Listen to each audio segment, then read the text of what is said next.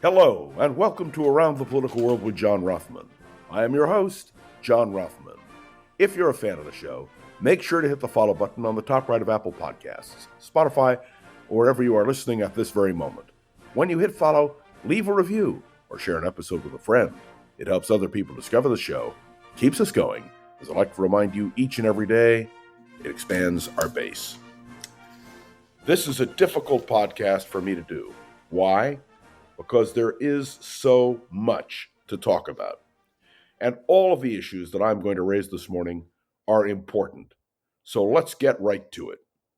First of all, Donald Trump's absurd statement that Comey, Biden, and Obama were responsible for the Epstein case. Did you hear it? Of course, neither Comey, Biden, nor Obama had anything to do with the question of Jeffrey Epstein, his abuses, and his ultimate decisions when it came to what he did in his personal conduct. The fact that Donald Trump is getting away with this, that the right-wing media is not covering it at all, the fact that the president is so off base is just astounding. And of course, there was another big blow when the Speaker of the House of Representatives gave the right advice to Donald Trump.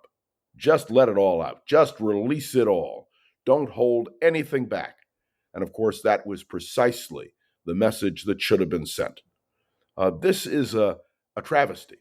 I want to remind people of a historic fact, and that is that Richard Nixon's fall came not because of the break-in at the Watergate, but because of the cover-up. And that is the problem Donald Trump now has. He and Pam Bondi must confront the fact that this information has to come out. And you can see the erosion in Donald Trump's own base. But that's not even what bothers me.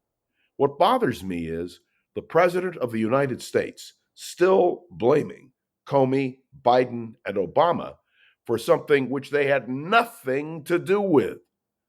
Do you understand? The absurdity of all of this is so profound, it's just almost beyond belief.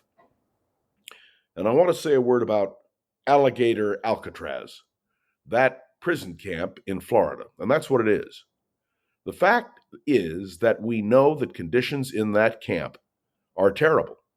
We know that with approaching serious weather problems and the mosquito infestations, that facility simply should not be operating.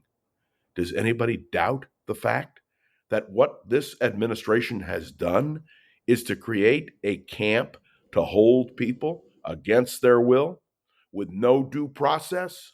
No, this is something that is really a disgrace. It harks back, if you will, to the internment of the Japanese during World War II. And I could give you even more examples, but I want you all to consider carefully that there is so much news flying around that people are not paying attention. Well, on this podcast, I'm going to highlight those issues to which we should be giving our attention. Make no mistake. And I want to say a word about San Francisco, because this podcast originates from San Francisco. Donald Trump is talking about reactivating Alcatraz. And yes, surrounding Alcatraz with sharks. It is Donald Trump's intent to reactivate what is now a historic site, which you can tour. Believe me, I've been to Alcatraz. There's no way it's fit to have anyone being held there. You know it. I know it. And can you imagine the absolutely ridiculous idea put forward by the president to put sharks around Alcatraz? By the way, there are sharks in San Francisco Bay, but not man-eating sharks. By the way, what is that? A man-eating shark? I mean, give me a break. And I want to say a quick word, if I can, about another shocking story. The White House has announced that it will not publish climate change reports on the NASA website. The Trump administration, on Monday, took another step to make it harder to find major, legally mandated scientific assessments of how climate change is endangering the nation, and the world. Can you believe the arrogance of power, the defiance of science? We are not going to indulge this morning in the comments about Robert F. Kennedy Jr. and the measles, the fact that there is an outbreak here, the fact that science is being ignored, and the fact is that whether you deal with vaccines or you deal with weather, this administration does not want to deal with facts. All you have to do is take a look at Comey, Biden, and Obama and the Epstein case to understand that. Do you understand? Do I understand? Do the American people understand that this is absurd? Now, some of you who have defended Donald Trump, how do you defend any of this? Huh? How? There is no defense. Finally, I want to talk about Ukraine. I want to talk about it again because there were massive attacks by the Russians on Ukraine, in Kyiv, in various parts of Ukraine, including Kharkiv. There is something that needs to happen, and I want to propose something. I know some of you will say, John, you're completely out of your league, but I'm going to do it anyway. I believe there should be a Geneva conference where Russia, Ukraine, the United States, and the European powers all sit together. The time has come to end the carnage, and it is a difficult thing to do, but unless the parties are in the same room talking to each other, I see no prospect for an end to the murder and mayhem being caused by Russia. I know it is a radical idea, but I can remember the days of Geneva conferences. I actually was in Geneva during such a conference in 1959. I was just a kid, and I was in Geneva, and I got to watch and look, and actually we stayed in the Hotel de la Paix, and there were delegates who were there who I could talk with.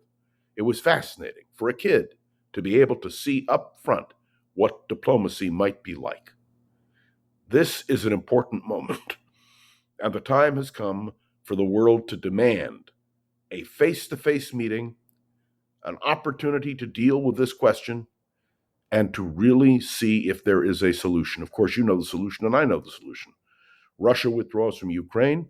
Ukraine has its complete independence, and that's the end of the problem. But we know that Putin doesn't agree. The only way that's going to happen is if the world reacts. Now, I wanted to spend this morning on some very tough topics, and I think I've covered a few of them with you. But I want you to know there is much more elaboration, and we will be watching closely as all of these serious questions evolve. Thanks for tuning into another episode of Around the Political World with John Rothman. I am John Rothman. Make sure to follow along and let me know your thoughts on the show by leaving a review on Apple Podcasts and sharing an episode with a friend or colleague so we can continue to grow and expand. That's our goal, of course. You can interact with me on Facebook, LinkedIn. Some of you have the audacity to call me. Go right ahead and do it. And I want to say a big thank you to the wonderful producer of this podcast, Gogo Zoger.